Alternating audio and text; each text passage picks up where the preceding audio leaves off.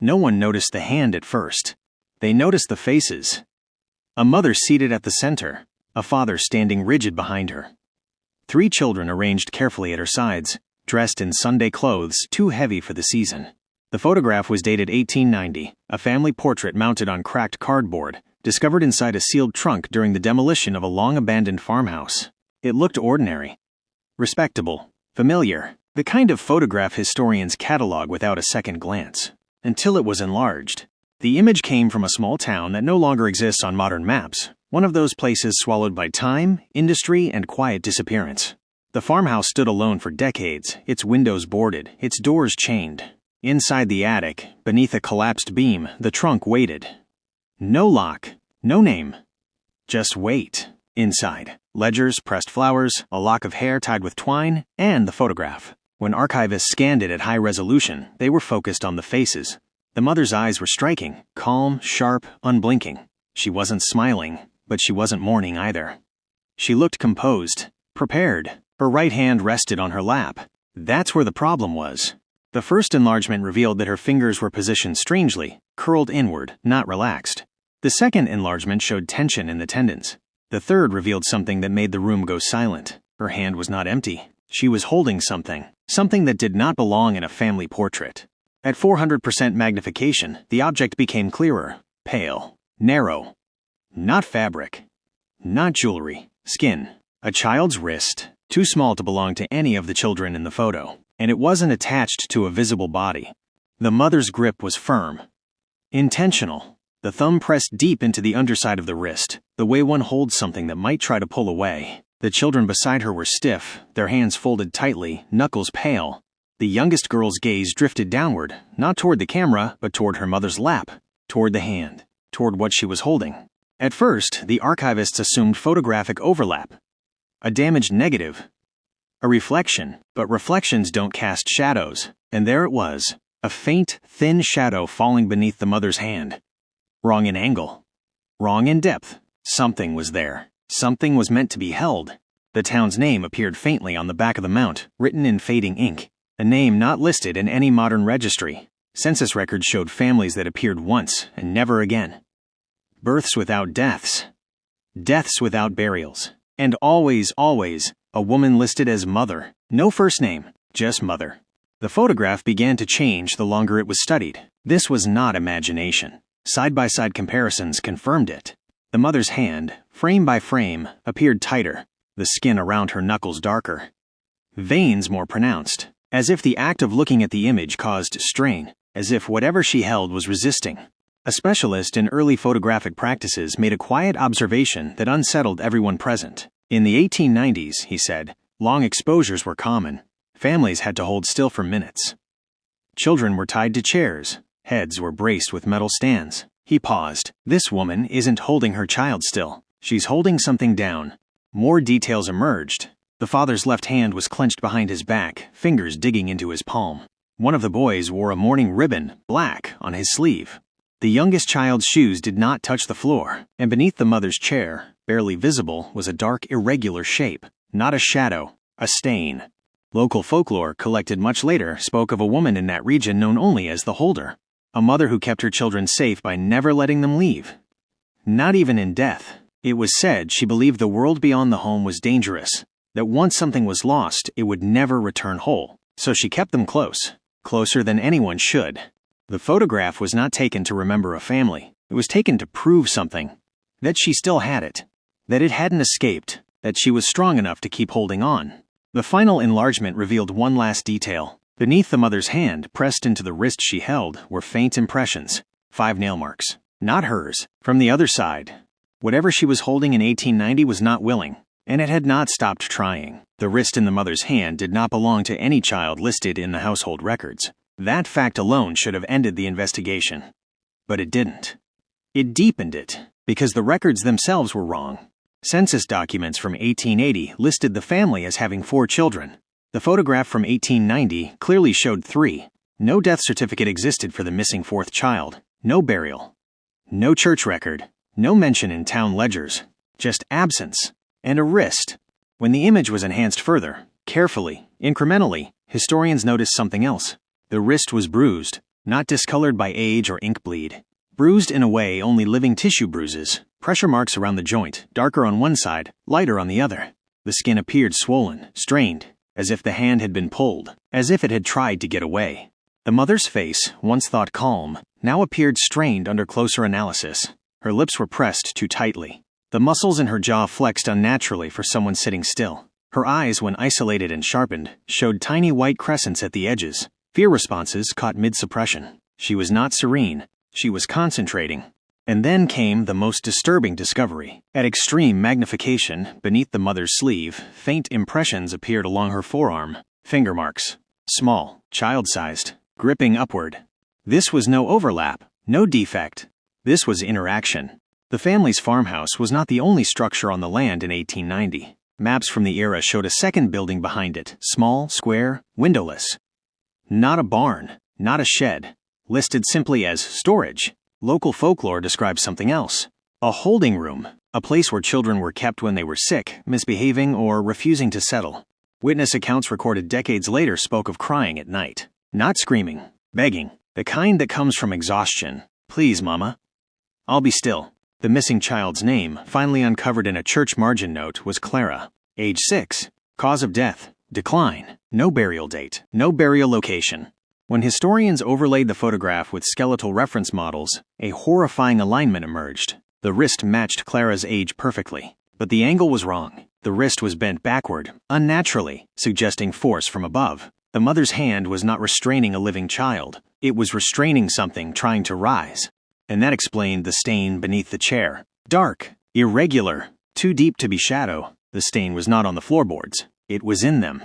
The photograph was no longer studied in a group. People refused to sit alone with it. One archivist claimed the mother's fingers shifted position between scans. Another reported a persistent ache in her own hand after working late with the image. Pressure, tightness, a sensation of being pulled downward. The experts reached a consensus. The portrait was staged, not for memory, for containment. Because in 1890, death was not always final, and some mothers refused to accept that. Clara had died, but she had not left. And the only thing keeping her from coming back fully was her mother's grip. The photograph stopped being an artifact and became a warning. After part 2 of the findings circulated privately among historians, something strange happened. People began asking the same question independently from different institutions, different states, even different countries. Why does the mother's hand look tired? Not tense, not strong, tired. When the image was color-corrected to simulate natural skin tones, the mother's knuckles appeared pale, almost bloodless, while the rest of her hand was flushed dark. This was not a natural grip pattern. It was the kind that comes from holding something for a very long time, too long, as if letting go was not an option. Then, someone noticed the children's feet. All 3 surviving children sat stiff, shoes perfectly aligned. But the youngest boy's heel hovered slightly above the floor, toes curled inward. Not relaxed, bracing. Children brace when they feel vibration, or movement beneath them. Under infrared enhancement, the floorboards directly beneath the mother's chair showed fracture stress, microsplintering radiating outward like veins. This did not happen from weight alone. It happened from repeated upward pressure. Something had pushed against the floor many times. Something had learned where the weakest point was. The farmhouse's second structure, the so-called storage room, was excavated decades later, long after the family vanished from records. Inside, they found nothing. No furniture. No tools. No remains. Just deep scratch marks along the inside walls, starting low and climbing upward, as if something small had tried to grow taller. The town's oldest oral history mentioned a rule every child followed without being told. Never touch mother's hands when she's sitting. Not during prayer. Not during meals. Not when she's asleep in the chair at night. Because her hands were busy. Clara's diary was never meant to survive. It was written on scraps, grocery paper, hymn margins, the inside of a seed catalog. The handwriting started neat and childish, then deteriorated rapidly. The final entries were almost illegible. Mama says I must stay still. Mama says I am heavy. Mama's hand hurts. I try to be light. The last line was written over and over, pressing so hard it tore the paper. I try to be light. I try to be light. I try. No one knows exactly what ritual the mother attempted, but medical journals from the late 1800s describe a belief among grieving parents that if a child's body was prevented from fully settling, if it was held, restrained, anchored, the soul might be convinced to stay. Not alive, just close. The mother did not hold Clara to save her. She held her to delay her. The photograph, it turns out, was taken on the 3rd anniversary of Clara's death. That mattered, because folklore from the region warned that after 3 years, a child who lingered would try to stand. Look again at the mother's arm. The muscles are flexed not downward, but upward. She is not pressing. She is being pulled. And then there is the mother's other hand, resting gently on her lap, completely relaxed, because it was no longer needed. Something beneath the floor had already learned where to reach. In later scans, one final detail emerged, so faint it was almost dismissed. Between the mother's fingers, just below the wrist she was holding, a second-hand impression appeared. Smaller, fainter, not gripping her, reaching past her, toward the camera. By the 4th week, no one wanted to be alone with the photograph anymore. Institutions that had fought over ownership suddenly returned it without explanation. One archivist resigned. Another requested reassignment to maps, anything without faces. The image itself never changed, but people did after studying it too long. They all reported the same sensation, a pressure in the hands, as if something invisible had wrapped its fingers around their wrists and was slowly testing how much resistance remained. The mother's name, finally uncovered through a baptism registry, was Eliza Whitcomb. Her husband Samuel died in a mill accident in 1892, crushed instantly. No burial photo exists, no grave marker either. Locals said Eliza refused to let the body be photographed. She said one image was enough for the family, the record noted. At the time, no one questioned what that meant. Eliza stopped attending church after Clara's death, but she didn't stop believing. She started measuring. Neighbors remembered chalk lines appearing on the farmhouse walls, low at first, then higher. When asked, Eliza said she was tracking how much the house settled each season. That was a lie. The lines matched a child's height, and they kept rising. The children were forbidden from sleeping upstairs. At night, they slept seated, back straight, hands folded, shoes on, always ready. For what? No one knew, until the well dried up. When the well was reopened in 1901, workers found something blocking the bucket halfway down. Not debris. A bundle of cloth. A child's dress, Clara's, wrapped around a length of wood, smooth, worn, and shaped like a handle. A handle meant to be gripped. Eliza believed something horrible and simple, that the dead did not rise on their own. They needed help. She believed that if a living hand guided them, held them, kept them from sinking fully into the earth, they might be convinced to stay between. Not alive, but not gone. The night before the photograph was taken, neighbors reported hearing footsteps beneath the farmhouse. Slow, dragging, pausing beneath Eliza's chair, then pressing upward. Again, and again. When authorities finally searched the house years later, they found the chair still there, bolted to the floor. The underside was worn smooth by constant contact, and embedded in the wood, deep enough to splinter oak, were finger-shaped indentations. Too small to belong to an adult, too numerous to belong to one child. The youngest son's fate was never officially recorded, but a letter from a distant cousin mentioned a boy who, quote, could not open his hands anymore. They curled, the letter said, like he was still holding someone. Back in the photograph, analysts noticed something new once the context was known. The mother's posture. She isn't posing. She is bracing. Her shoulders are locked. Her spine curved forward. She is preparing for strain. Because the photographer only captured one image, but the exposure time was nearly 8 seconds. Long enough for something to try. Look closely at the hem of the mother's dress. It is pulled taut, not by gravity, by tension from below. Eliza did not trap Clara beneath the house. She made herself the anchor, the last thing between her daughter and the surface. And when Eliza finally weakened, when age stiffened her fingers, when her grip loosened just enough, something learned it could reach past her. That is why the children's hands are clenched. That is why the mother's grip is failing. That is why the photograph feels unfinished. Because it wasn't meant to record a family, it was meant to prove control.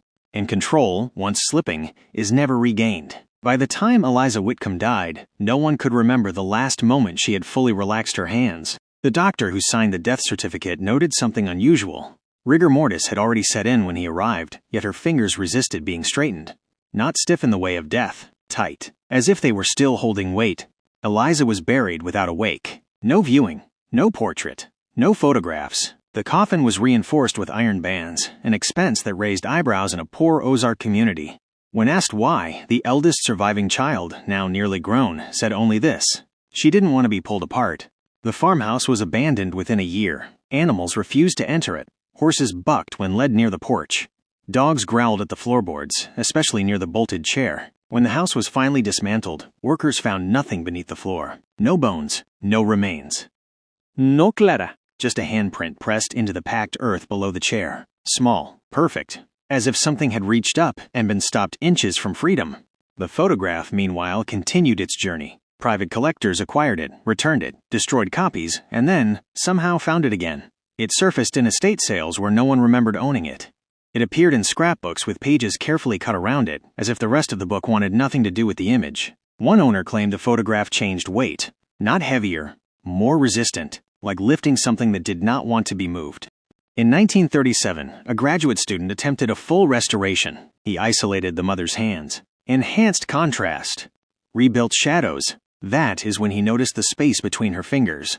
There was something there, not absence, pressure, a deformation in the air itself, like flesh pressing against glass from the other side. When the student enlarged the negative further, he found bruising on Eliza's wrists, finger-shaped, small, deep, fresh. The conclusion was unavoidable. She was not restraining her children. She was restraining something else, and it was holding back. The final letter mentioning the Whitcomb family was written in 1911 by a traveling preacher. He described visiting a woman who claimed she could feel her daughter's hand, quote, whenever the earth softened. She says it tries harder in the rain, he wrote. She says the ground remembers where it was broken. He never recorded her name, but he described her hands. They shake, he wrote, not with age, with effort. Modern analysis of the photograph reveals one last detail. The mother's fingernails are cracked, not chipped, split, as if something had been prying them open from the inside. The children's eyes are not fearful. They are focused, watching, waiting. They know something the viewer does not. They know she cannot hold on forever. The photograph does not show a haunting. It shows a delay, a moment where disaster is postponed by force of will alone. 8 seconds of resistance, 8 seconds of mercy. And that is why people feel it in their hands, why their fingers ache, why they wake with their palms clenched. Because the image does not end when you stop looking. It recruits. Every person who studies it feels the same instinct. To grip, to hold, to keep something from rising. And every year, fewer people can. The photograph should have stopped appearing after the last private collection burned in 1962. The fire was ruled accidental. Electrical fault. Old wiring, but firefighters reported something strange. The flames avoided one corner of the room. Everything else charred. Everything else collapsed. Except a single drawer. Inside it, untouched by heat or smoke, was the Whitcomb family portrait. Still intact. Still watching. The final known owner was an estate appraiser named Harold Vance. He planned to catalog the image, assign a value, and sell it quietly. He lasted 3 nights with it in his home. On the 4th morning, neighbors found him seated at his dining table. Upright, hands locked together, fingers white with pressure. The photograph lay face down between his palms. The coroner reported no cause of death, but noted something he had never written before, and would never write again. Hands appear fatigued, the report said. As if used beyond normal human endurance, the photograph was sealed in evidence storage. Then misplaced. Then quietly forgotten. Until it resurfaced again. Online. Scanned. Compressed. Uploaded. Digital restoration made the final detail unavoidable. The mother's hands are not centered. They are slipping. One finger is lower than the others. Just barely. Enough for something to test the gap. And now the image has done what Eliza Whitcomb could not. It has spread the burden. It has placed the responsibility into countless hands. Viewers across the world report the same sensation after staring too long. Tingling palms. A dull ache. An urge to press their fingers together. Some wake up with dirt under their nails. Some hear scratching beneath their floors. Some swear they feel a small hand wrap around their wrist when the rain starts. Historians argue about whether Clara Whitcomb ever existed, whether the photograph is staged, whether the stories are exaggerated, but no one argues about one thing. Everyone who studies the image feels compelled to look away last, as if turning first would be dangerous, as if something might use that moment. The photograph is not cursed. It is unfinished, a task interrupted by time, a grip passed down through generations. Eliza Whitcomb believed love could restrain the dead. She was wrong.